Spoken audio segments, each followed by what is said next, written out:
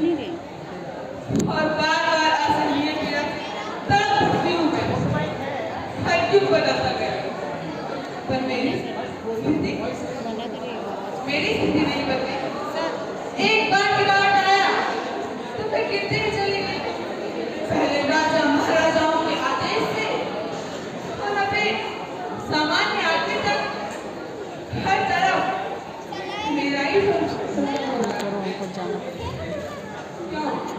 यकीन नहीं आ रहा? नहीं आए आखिर आप आइए, मैं दिखाऊं आपको अपने बारे में।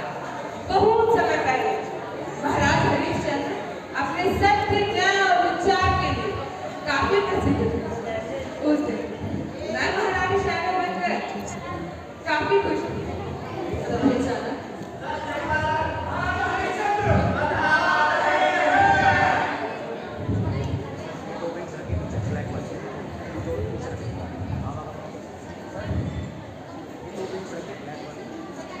महाराज, आप इस असमय महारानी होने को कोई टाल नहीं सकता, उसका कोई समय असमय नहीं होता। मैं कुछ समझी नहीं महाराज। महारानी, मैं वचनबद्ध हूँ, आप तो जानती हैं, सत्य की प्रतिष्ठा के लिए मैं अपना वचन तोड़ नहीं सकता। इसलिए मुझे अपनी सत्य की प्रतिष्ठा के लिए मुझे आपकी गुलामी करनी होगी। महाराज,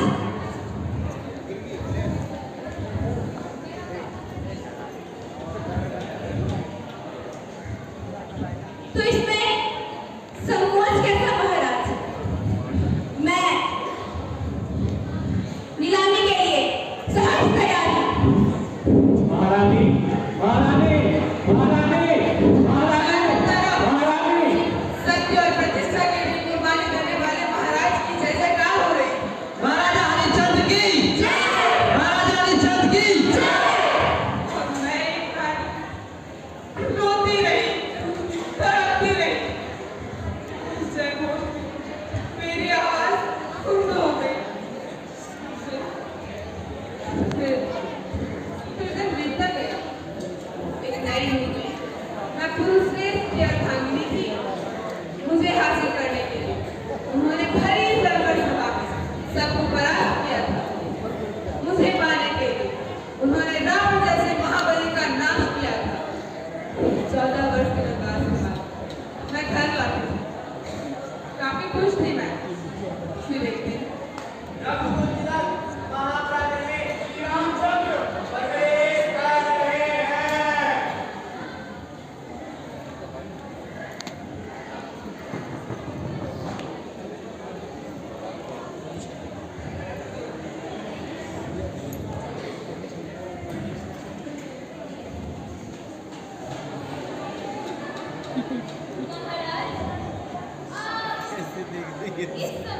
सीते प्रिय, मैं तुम्हें क्या हुआ महाराज? कहीं कुछ अनर्थ तो नहीं हो गया? अनर्थ हो ही गया सीते। मैंने तुम्हें पाने के लिए भरी जलकर सभा में सबको परास्त किया। मैं काफी खुश थी। तुम्हें पाने के लिए मैंने रावण जैसे महाबली का नाश किया। मैं प्रभु से छोटी थी। पर क्या नाथ? पर काश मैं तुम्हें अपने साथ रख पाता प्रिय। क्या कह रहे थे नाथ? ठीक कह रहा हूँ प्रिय। मैं पति होने के साथ साथ प्रजा पालक भी हूँ। उनके सुख दुख का ध्यान मुझे रखना ही पड़ता है। उनकी इच्छाओं को पूरा करना मेरा कर्तव्य है। अतः अतः क्या नाथ? अतः प्रजाओं की इच्छाओं के अनुसार तुम्हें निर्वासन में जाना होगा।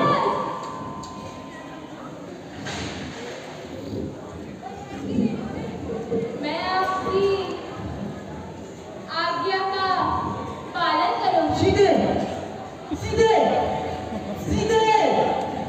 फिर क्या था? प्रजाओं की इच्छाओं के अनुसार मुझे निर्वासन में जाना पड़ा। चारों तरफ भगवान श्री राम की जय जयकार हो रही। श्री रामचंद्र की जय।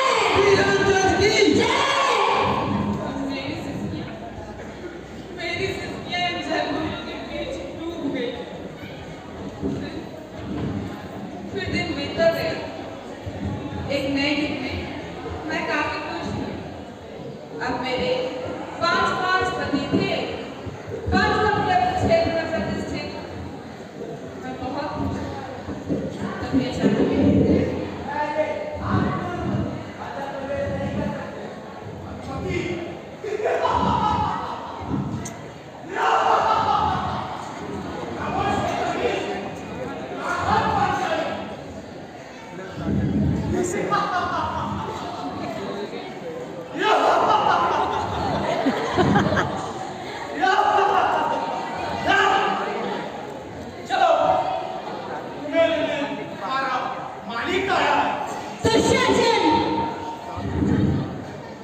तुम्हारी ये मजाल अगर मेरे पतियों को पता चला तो वो तुम्हारी जान खींच लेंगे।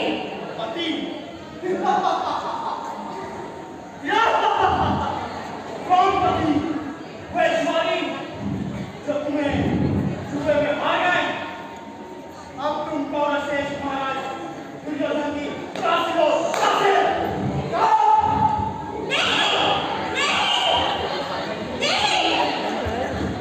भरी संकट सभा में मुझे निवस्त करने की कोशिश। मैंने सबसे सहायता मांगी, लेकिन सभी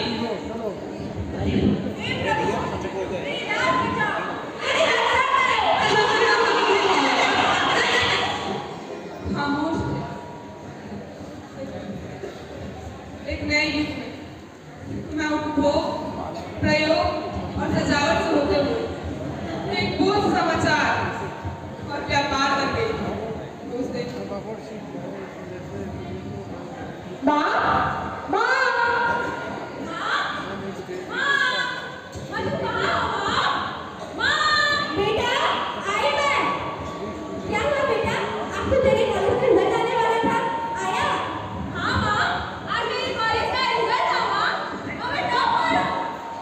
मुझे पता था बेटा, तुम जरूर सफल होगी। हाँ माँ, अब तुम देखना, मैं काम दिया काम को जरूर पूरा करूंगी। मुझे डॉक्टर बनने से कोई नहीं रोक सकता माँ। पर बेटा, इसके खर्चे? ओ माँ, तुम क्यों चिंता करती हो? मैं हूँ ना, इसके लिए मैं नौकरी कर लूंगी, पर पापा क्या काम को जरूर पूरा करूंगी। अच्छा चल बेटा, पता है मैंने तेरे लिए ना खीर बनाया है। हाँ, खाना बनाया है। फिर क्या था? मैं अपने आशाओं को पूरा करने के लिए एक नौकरी तलाश की। एक दिन जब शहर के एक बड़े फार्म में मैं इंटरव्यू देकर वापस लौट रही थी, तो बेचारा मानो एक तूफान आ गया हो। खाना बनाना बंद हो रही थी। चीख पुकार पुलिस पब्लिक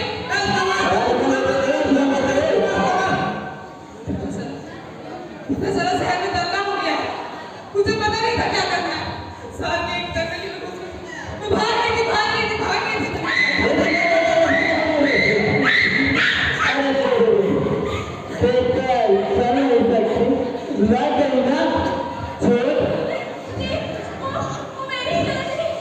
ये गलती करके जा कहाँ रही है?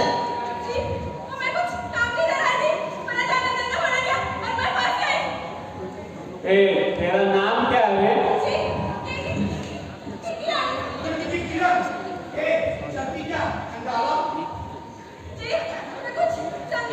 जी घूमेंगे फिरेंगे ऐश करेंगे फिर घर लाके छोड़ देंगे और क्या?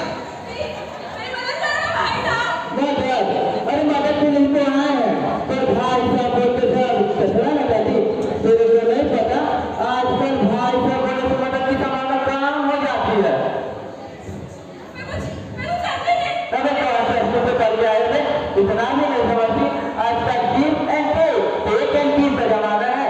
कुछ लेने से पहले देना भी पड़ता है, और तुझे तो कुछ देने की भी जरूरत नहीं, हम खुद ही दे लेंगे।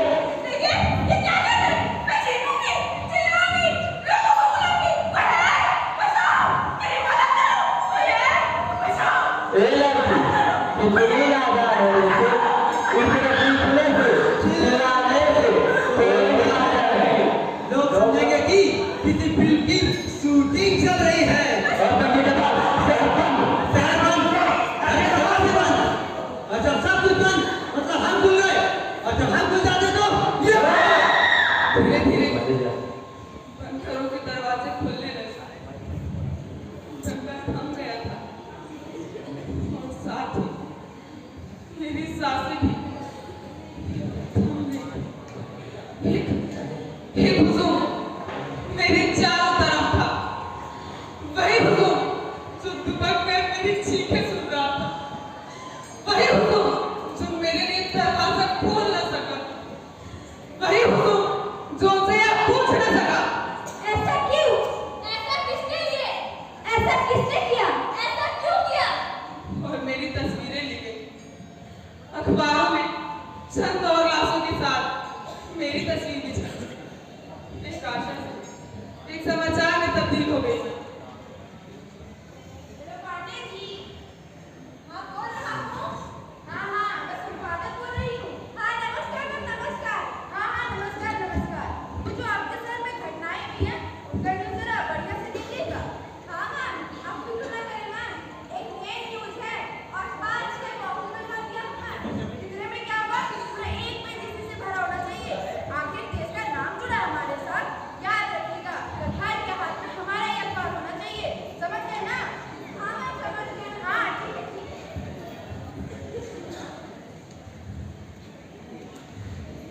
हेलो हेलो, हाँ मुकेश जी, मैं संपादक बोल रहा हूँ। जी सर, नमस्कार सर, नमस्कार।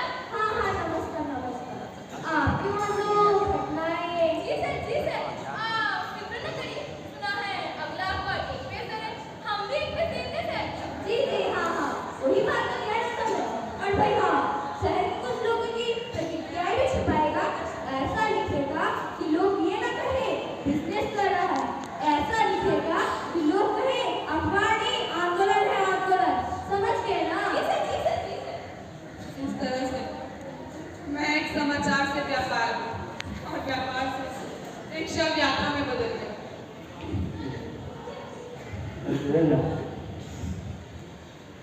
राम नाम सत्य है, राम नाम सत्य है, राम नाम सत्य है, राम नाम सत्य है, राम नाम सत्य है, राम नाम सत्य है, राम नाम सत्य है, राम नाम सत्य है, राम नाम सत्य है, राम नाम सत्य है, राम नाम सत्य है, राम नाम सत्य है।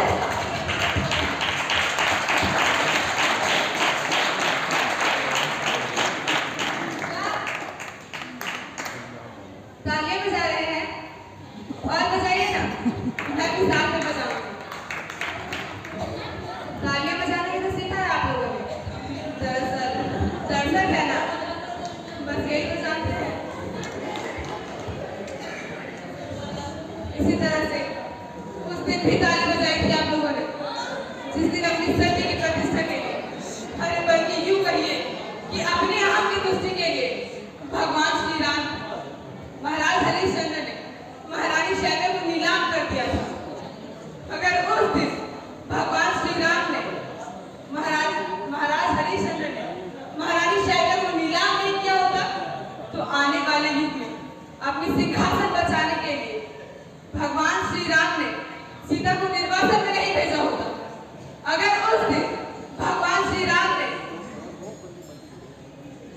सीता को निर्वासन में नहीं भेजा होता, तो आने वाले युग में उनको शक्तिशाली साबित करने के लिए दुशासन के हाथ द्रौपदी को निर्वासन करने के लिए नहीं उठते। अगर उस दिन दुशासन के हाथ द्रौपदी को निर्वासन करने के लिए नहीं उठते, तो आज कोई भी मनुष्य अपनी जैविक लालसा को पूरी करने के लिए किसी किरण के साथ सामूहिक बलात्कार नहीं करता। इसी तरह हमारे पूर्वज हर युग में अपने आने वाले युग के लिए विध्वंस के बीज बोए और आज इसी बीज के विस्फोटक परिणाम हमारे सामने है। इस देश में सबसे पहले नारी को नीलाम किया गया, फिर उसे घर से निकाला गया, फिर उसे निर्वस्त्र करने की कोशिश की गई और आज निर्वस्त्र करके ऐसे शर्मनाक घटनाओं की नवीन संस्कृति पैदा की जा रही है। और आप दर्शक बनकर इन घटनाओं का निरल, निःशुल्क और नौटंकी के रूप में तमाशा देख रहे हैं, तालियां बजाकर उसका समर्थन कर रहे हैं। लेकिन तालियां बजाने से पहले जरा सोचिए, आखिर कब तक औरत अपने आशाओं को अपने सीने में दब कर एक लाश बनती रहेगी? आखिर कब तक नारी अपने दर्द, अपमान और पीड़ा का घूट पीकर क्यों तड़पती रहेगी? आखिर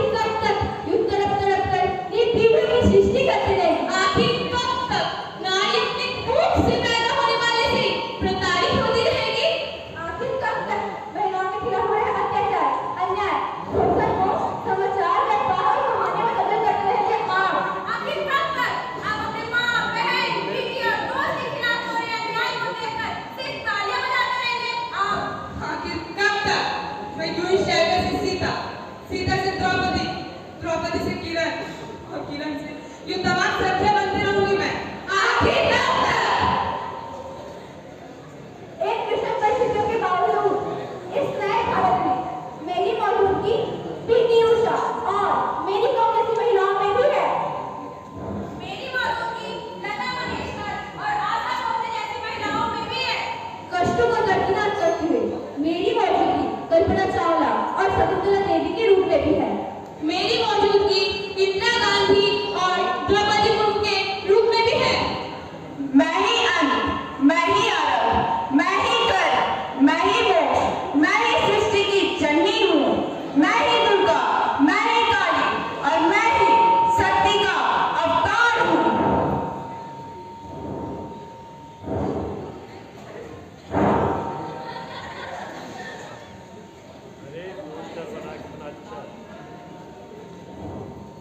Good job.